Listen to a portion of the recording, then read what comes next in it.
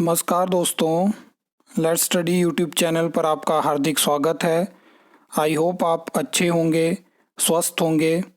इस वीडियो में हम हिमाचल प्रदेश की कुछ ऐसी भर्तियों के बारे में बात करने वाले हैं जिनको कैबिनेट अप्रूवल तो मिला, लेकिन उसके बाद वो भर्तियां एडवर्टाइज़ नहीं हो पाई। इसमें कुछ ऐसी भी भर्तियां हैं जो 2023 में सरकार ने अप्रूव करी, 2024 में अप्रूव करी। आज तक उन भर्तियों की एडवर्टाइजमेंट नहीं हो पाई है। हम डिटेल में बात करेंगे, वीडियो लंबी होगी लेकिन आपके लिए इन्फॉर्मेटिव ये वीडियो होने वाली है। सबसे पहले मैं बता दूं कि 2022 से पहले के टाइम की अगर हम बात करें तो एक ऐसा समय था जहां पे जो स्टूडेंट होते थे उनको जानकारी नहीं होती थी कि कब कैबिनेट मीटिंग है, कब भर्तियों को अप्रूवल मिला है, कब उनकी रिक्वेजिशन गई। डायरेक्ट हमें एडवर्टाइजमेंट देखने को मिलती थी। लेकिन 2022 के बाद हिमाचल प्रदेश में ऐसी स्थिति बन चुकी है कि भर्तियों की एडवर्टाइजमेंट के पहले की सारी प्रोसेस आपको पता है, लेकिन एडवर्टाइजमेंट कब होगी, क्या चीज़ें होंगी, उसकी जानकारी किसी को नहीं है।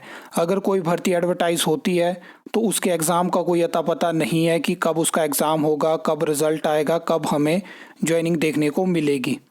और ये जो कंडीशन है या सिचुएशन आप बोल सकते हो, ये जानबूझ के क्रिएट करी गई है। बहुत सारी चीज़ें बेटर तरीके से मैनेज हो सकती थी, लेकिन सब कुछ डिपेंड करता है जो स्टेट में सरकार होती है उस पर। अगर वो चीज़ों को फास्ट ट्रैक करना चाहती है, अगर वो चीज़ों को टाइमली जो है वो मैनेज करना चाहती है तो हर एक चीज़ अच्छे से हो जाती है। अब हम सबसे पहले बात करेंगे नायब तहसीलदार की वैकेंसी के बारे में। ये एक ऐसी वैकेंसी है जिसका बहुत ज़्यादा वेट हो रहा है, क्योंकि हिमाचल प्रदेश में आप क्लास 1 या क्लास 2 की वैकेंसी में उम्मीद नहीं कर सकते हैं कि आपको कोई 50 वैकेंसी, आपको कोई 100 वैकेंसी देखने को मिलेगी। 20 वैकेंसी भी यहाँ पे क्लास 1 क्लास 2 की निकलती है तो स्टूडेंट खुश हो जाते हैं, उनको अच्छा लगता है कि चलो कोई वैकेंसी तो आई। वैसे ही नायब तहसीलदार की 19 जो पोस्ट है वो अप्रूव करी गई थी जनवरी 2024 में, लेकिन उसके बाद इस भर्ती को ऐसे लटकाया गया कि मतलब बीच में आपने बहुत सारे रीज़न देखे होंगे कि एचएएस के साथ आपको वैकेंसी देखने को मिलेगी। उसके बाद एक छोटी सी अपडेट जो है वो आरएंडपी रूल्स में होनी है, लेकिन वो चीज़ें नहीं हो पाई और आज तक ये भर्ती लटकी है। मैंने आपको लास्ट वीडियो में अपडेट करी है कि कहाँ पे ये भर्ती इस टाइम में पे इसका क्या स्टेटस है। लॉ डिपार्टमेंट के पास से जो आरएंडपी रूल्स हैं नायब तहसीलदार पोस्ट के, उनको अप्रूवल मिलेगा, रूल्स नोटिफाई होंगे, तब जाके आपको नायब तहसीलदार की भर्ती पीएससी शिमला के माध्यम से देखने को मिलेगी। अब बात कर लेते हैं जूनियर इंजीनियर सिविल। ये एक ऐसी पोस्ट है, अगर आप 2022 से पहले की जितनी भी एडवर्टाइजमेंट एचपीएसएससी हमीरपुर की देखोगे, आपको कोई भी एडवर्टाइजमेंट ऐसी नहीं देखने को मिलेगी जिसमें कि आपको जेई सिविल की वैकेंसी देखने को ना मिले। और इसका रीज़न है कि जेई सिविल की अलग अलग डिपार्टमेंट, बोर्ड, कॉरपोरेशन में आपको वैकेंसी देखने को मिलती है।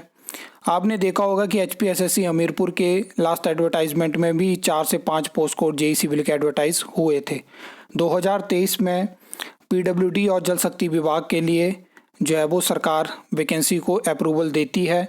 उसके बाद 2024 में जो पीडब्ल्यूडी में वैकेंसी थी उसमें 40 पोस्टें और ऐड करी जाती हैं, तो टोटल 90 पोस्ट बन जाती हैं पीडब्ल्यूडी के लिए और 50 पोस्ट रहती हैं जल शक्ति विभाग के लिए।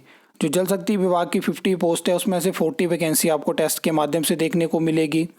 अगर हम करंट स्टेटस की बात करें तो अभी भी ये जो दोनों वैकेंसी हैं, यदि दोनों पोस्ट आप बोल सकते हैं, इनमें क्या है कि आपको नए आरएंडपी रूल्स देखने को मिलेंगे और नोटिफिकेशन उनकी होगी।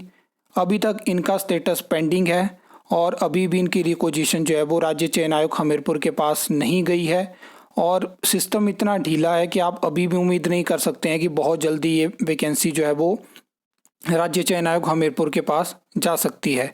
इसमें एक ही सॉल्यूशन है, अगर आप जिन भी मंत्रियों के पास ये डिपार्टमेंट है उनसे अगर आप बात करोगे, जैसे कि आपने अभी देखा होगा कि जल शक्ति विभाग में जो है वो अभी जो एक बैठक हुई वहाँ पे डिसीज़न लिया गया कि 100 पोस्ट जेई की भरेंगे, तो ये शायद इन्हीं पोस्ट को इंक्लूड करके यहाँ पे पोस्टें बढ़ाई गई हैं, क्योंकि काफ़ी ज़्यादा वैकेंसी है जल शक्ति विभाग में जेई सिविल की। तो ये सब चीज़ें हैं। बाकी इसमें जैसे ही नोटिफिकेशन होगी या कोई नई अपडेट आएगी तो मैं आपके साथ डेफिनेटली जो है वो शेयर करूँगा, ताकि आपको अपडेट मिल पाए। अब बात कर लेते हैं JOIT वैकेंसी के बारे में। बहुत ज़्यादा इसके रिगार्डिंग कमेंट्स आते हैं, बहुत ज़्यादा मैसेजेस आते हैं कि JOIT वैकेंसी के बारे में हमें बताइए, क्योंकि जो लास्ट पोस्ट कोड था JOIT पोस्ट कोड 965, सरकार ने उसको विड्रॉन कर दिया। उन वैकेंसी का क्या हुआ वो चीज़ जो है वो किसी को पता नहीं है। लेकिन उसके बावजूद वर्तमान जो सरकार है वो अपने अभी तक के कार्यकाल में अलग अलग डिपार्टमेंट, बोर्ड, कॉरपोरेशन के लिए नई वैकेंसी अप्रूव भी कर चुकी है, नई वैकेंसी क्रिएट भी कर चुकी है। तो अभी आपने देखा होगा 67 वैकेंसी की बात चली थी, क्योंकि उनका रिक्वेजिशन जो था वो राज्य चयन आयोग हमीरपुर के पास पहुंच चुकी थी। लेकिन उसके अलावा भी बहुत सारी ऐसी वैकेंसी है, जैसे PWD की है और ग्रामीण विकास विभाग की वैकेंसी है। तो अलग अलग जगह पे वैकेंसी है जिनकी रिक्वेजिशन अभी तक नहीं पहुंची है। और अब तो आपको पता है कि JOIT की वैकेंसी भी डायरेक्टरेट ऑफ रिक्रूटमेंट के थ्रू जो है वो राज्य चयन आयोग हमीरपुर के पास जाएगी।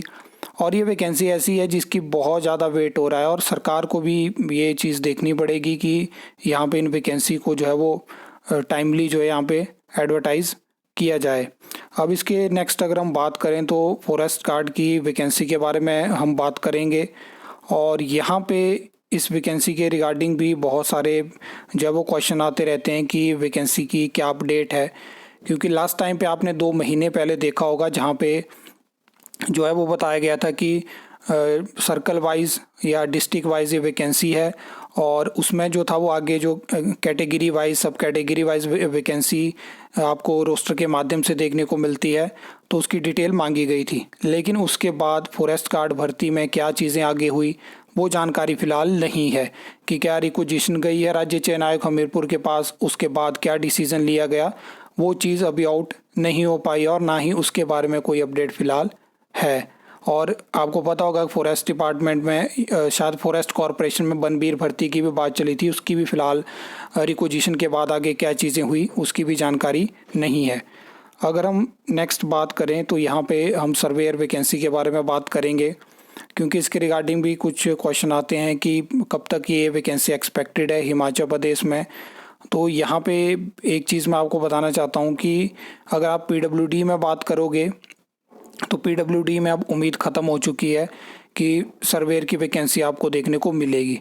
लेकिन उसके अलावा जैसे एग्रीकल्चर डिपार्टमेंट है और एक और डिपार्टमेंट था जहाँ के लिए कुछ वैकेंसी अप्रूव हुई थी, तो वहाँ के लिए आपको सर्वेयर की वैकेंसी देखने को मिल जाएगी, और टोटल 6 पोस्ट हैं। तो ये जानकारी मैंने पहले भी शेयर करी हुई है, तो अगर आपने वो वीडियो देखी होगी तो वहाँ पे मैंने डिपार्टमेंट के नाम भी आपके साथ जो है वो शेयर करे हुए हैं। अब बात कर लेते हैं वर्क इंस्पेक्टर की।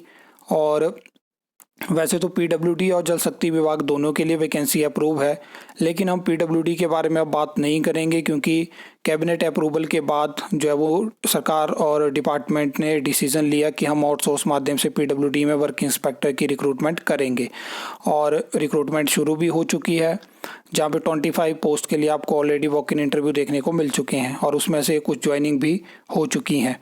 बाकी जो 75 वैकेंसी है उसमें अभी कंपनीज़ को आगे काम नहीं दिया गया है जो कि रिक्रूटमेंट करवाएंगी। तो जैसे ही प्रोसेस आगे बढ़ेगी तो सबसे पहले आपको यहीं पे अपडेट देखने को मिलेगी।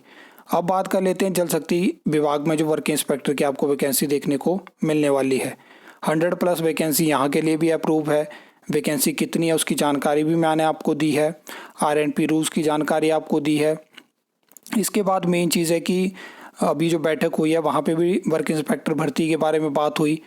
अब उम्मीद यही है कि सरकार इस डिपार्टमेंट में वर्क इंस्पेक्टर की वैकेंसी को आउटसोर्स नहीं करेगी, और जिस तरह से ये रिक्रूटमेंट टेस्ट के माध्यम से करवाई जाए, प्रॉपर तरीके से करवाई जाए, क्योंकि ऑलरेडी सरकार बहुत सारी पैरा वर्कर की भर्ती, आउटसोर्स भर्ती और पार्ट टाइम भर्तियाँ कर चुकी हैं। तो अब मेन टाइम आ चुका है जब रेगुलर भर्तियाँ हिमाचल प्रदेश में होनी चाहिए, क्योंकि ऐसा तो नहीं है कि हिमाचल प्रदेश में अलग अलग डिपार्टमेंट, बोर्ड, कॉरपोरेशन में वैकेंसी नहीं है, हर जगह वैकेंसी है। लेकिन सरकार अगर अल्टरनेटिव देखेगी, आउटसोर्स की तरफ जाएगी और पार्ट टाइम वर्कर्स की तरफ जाएगी, या फिर डेपुटेशन पे काम चलाएगी, एडिशनल चार्ज के थ्रू काम चलाएगी, तब तो ऐसा होगा कि जो भी पार्टी सत्ता में आएगी वो अपना टाइम निकालने के लिए इस तरह से चीज़ों को डील करेगी। तो फिर आप कैसे हिमाचल प्रदेश में रोज़गार या नौकरियां क्रिएट कर पाएंगे, ये बड़ा प्रश्न रहेगा। और इसका जवाब शायद हिमाचल प्रदेश में ना बीजेपी सरकार के पास, बीजेपी पार्टी के पास है, ना कांग्रेस पार्टी के पास है। क्योंकि जहाँ तक मुझे लगता है कि हिमाचल प्रदेश में जो भी राजनीति से जुड़े लोग हैं उनके पास एक विज़न नहीं है कि किस तरह से हम स्टेट को आगे लेके जा सकते हैं। क्योंकि जब तक आपके पास ये विज़न नहीं होगा तब तक आप प्रेजेंट में जो पॉलिसी लेके आ रहे हो आप उनसे चीज़ों को डील नहीं कर सकते हैं। इसके बहुत बड़े बड़े एग्जाम्पल हैं, क्योंकि आउटसोर्स भर्तियां भी हिमाचल प्रदेश में एक टेम्पररी अरेंजमेंट के तहत ही हमें देखने को मिली थी। और आज आप देखिए कि 50 से 60 हज़ार एम्प्लॉयज़ हिमाचल प्रदेश में आउटसोर्स के हो चुके हैं। उनका क्या फ्यूचर है, क्या चीज़ें उनको देखने को मिलेगी, क्या कोर्ट से सबको राहत मिलेगी, ये बड़े प्रश्न हैं। लेकिन इनके जवाब शायद आपको किसी के पास देखने को नहीं मिलेंगे। क्योंकि जब तक राजनीति इस तरह से चलती रहेगी कि हम सिर्फ 5 साल के लिए हैं और 5 साल के बाद जो लोग आएंगे वो देखते रहे, तब ये स्टेट आगे नहीं बढ़ पाएगी और लगातार कर्ज में जो है वो डूबती जाएगी। अब समय आ चुका है परिवर्तन का, क्योंकि कहने से सिर्फ व्यवस्था परिवर्तन नहीं होता है, चीज़ों के ऊपर सोचना होगा, स्टेट के बारे में भी सोचना होगा कैसे क्या हो सकता है। इसी चीज़ के साथ मैं इस वीडियो को एंड करूँगा। आपका कोई पर्सनल ओपिनियन है तो आप कमेंट सेक्शन में कमेंट करके बता सकते हो। आई होप आपको ये वीडियो अच्छी लगी होगी, इन्फॉर्मेटिव लगी होगी। तो वीडियो को लाइक कमेंट शेयर कर सकते हो, चैनल को सब्सक्राइब कर सकते हो फर्दर न्यू अपडेट्स के लिए।